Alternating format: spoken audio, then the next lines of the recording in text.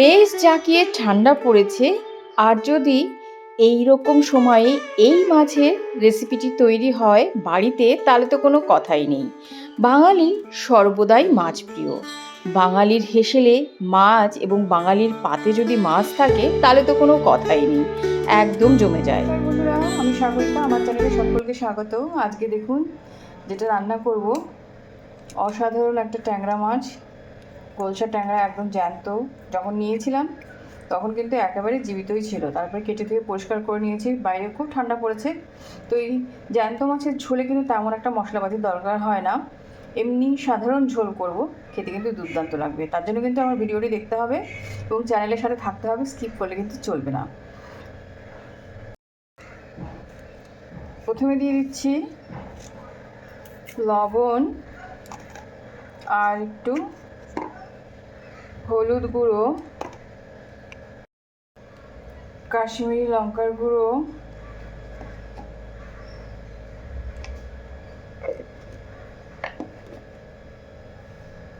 দিয়ে দিচ্ছি একটু কাঁচা সর্ষের তেল, দিয়ে দিলাম, দিয়ে ভালো করে মাখিয়ে নেব। মাছগুলো কিন্তু ভাজতে হবে।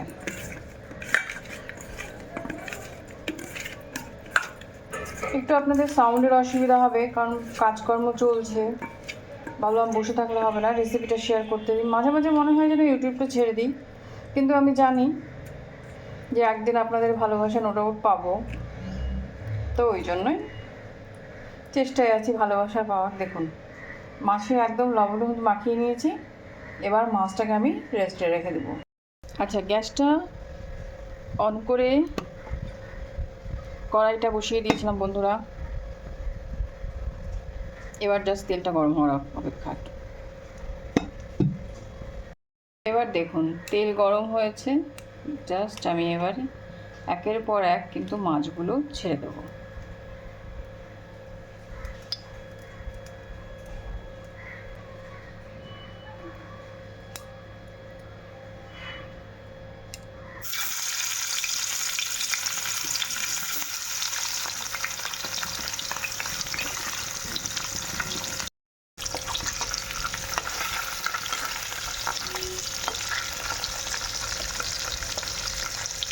এইভাবে মাছগুলো কিন্তু ভেজে নেব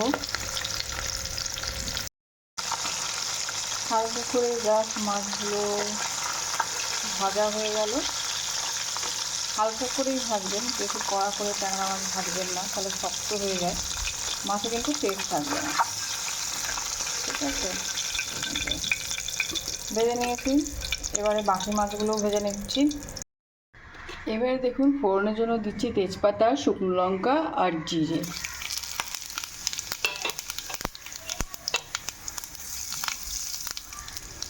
জিরে এবং তেজপাতাটাকে ভালো করে ভেজে নেব। ফোড়নটা যখন হয়ে যাবে, বন্ধুরা দেখুন ফোড়নটা হয়ে গেছে। এবারে নিচ্ছি এখানে প্রয়োজন মতন হলুদ গুঁড়ো, 1 চামচ মতন রসুন বাটা, 1 চামচ মতন আদা বাটা আর 1.5 চামচ মতন জিরের গুঁড়ো দিয়ে দিচ্ছি। দিয়ে দিলাম।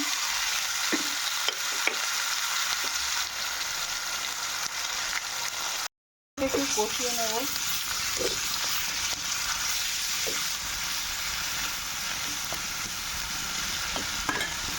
আমি এখানে দিচ্ছি 3 চামচের মতন পেঁয়াজ গুঁড়ো। আপনারা 3 চামচ মতন পেঁয়াজ বাটা কিংবা পেঁয়াজ ভালো করে কুচিয়ে নেবেন, সেটাও দিতে পারেন।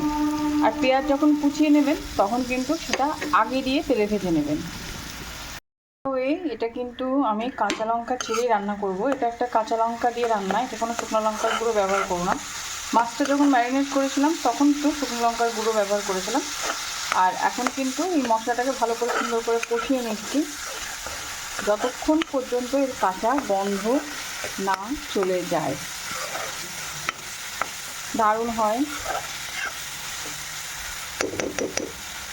মশলা কষতে থাকো। অনুসারে আমি লবণটাও অ্যাড করে দিচ্ছি।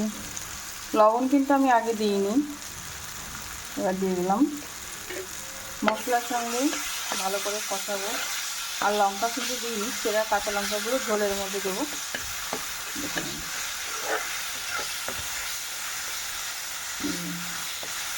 মশলা কিন্তু খুব সুন্দরভাবে কষে যাবে। তেল বেরোনো শুরু করে দিয়েছে, দেখতে থাকবেন।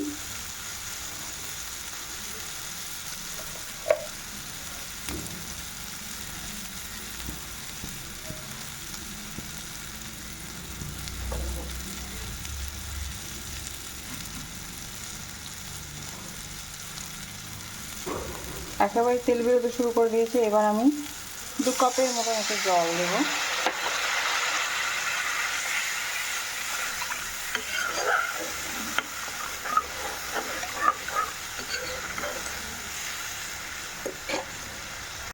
শুরু করে দিয়েছে। খানিকটা কাঁচা লঙ্কা দেবো, একদম চিড়ে দিয়েছি লঙ্কাগুলো, ঝোলে দিয়ে দিলাম।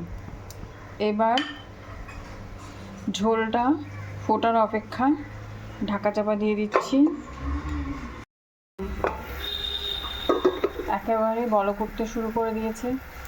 এবারে মাছ দিয়ে জাস্ট 10 মিনিটের মতন রান্না করে নেব, তাহলেই হয়ে যাবে। উপরে দারুণ হয় রান্না, দেখলেন তো? অল্প মিশ্রণ, অল্প মশলা দিয়েও কিন্তু রান্না অসাধারণ হয় বন্ধুরা। হয়ে গেল। জাস্ট আবারও একটু ঢাকা চাপা দিন। 2-3 মিনিট কুক করার পর ঢাকা চাপাটা তুলে ফেলুন। দেখুন রেসিপি একদম তৈরি হয়ে গেছে। আর এইরকম রেসিপি খেতে কিন্তু দুর্দান্ত লাগে, আর গরম ভাতের সঙ্গে খেতে অসাধারণ লাগবে। জাস্ট একটু ফ্লেভারফুল করার জন্য আপনারা ধনেপাতা কুচি উপরে ছিটিয়ে গরম কড়াই থেকে নামিয়ে গরম ভাতের সঙ্গে পরিবেশন করুন। একেবারে অমৃতর মতো স্বাদ এর, আর খুবই সহজ সরল রেসিপিটি কেমন হয়েছে কাইন্ডলি আপনারা একটু কমেন্ট করুন। যারা যারা ভিডিওটি দেখছেন তাদের সকলকে অসংখ্য ধন্যবাদ। যদি আমার চ্যানেলটিকে ভালো লেগে থাকে, ভালোবেসে থাকেন, অতি অবশ্যই লাইক শেয়ার সাবস্ক্রাইব করে চ্যানেলের সাথে থাকবেন, পাশে থাকবেন। আমি এইভাবেই আসতে থাকবো আপনাদের সামনে। টাটা।